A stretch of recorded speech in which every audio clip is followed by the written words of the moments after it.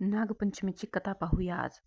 खूप वर्षापूर्वीची गोष्ट आहे. एक शेतकरी आपल्या कुटुंबासह एका गावात राहत होता. त्याचं घर शेताजवळच होतं.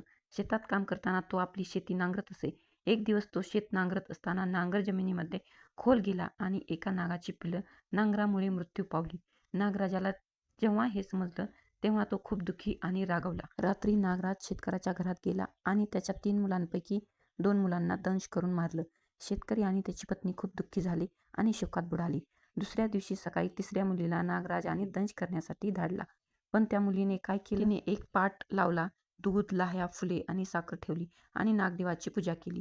ती नम्रपणे नागराजासमोर हात जोडून म्हणाली, "हे नागराज, माझ्या भावांच्या मृत्यूचं दुःख आम्हाला आहे, पण आम्हाला क्षमा करा. मी आपल्यासाठी हे दूध, फुलं आणि लाह्या अर्पण करते. कृपया राग शांत करा." नागराज तिच्या भक्तीने प्रसन्न झाला आणि म्हणाला, "तुझं मन खूप शुद्ध आहे. मी तुझ्या भावांना परत जीव देतो. तुमचं कुटुंब आता सुरक्षित आहे." नागराजाने दोन्ही भावांना पुन्हा श्रावण महिन्याच्या शुद्ध पंचमीला नागपंचमी म्हणून साजरी केली जाते. या दिवशी नागदेवतेची पूजा करून दूध, फुले आणि लाह्या अर्पण केल्या जातात आणि नागदंशापासून संरक्षण मिळावं अशी प्रार्थना केली जाते.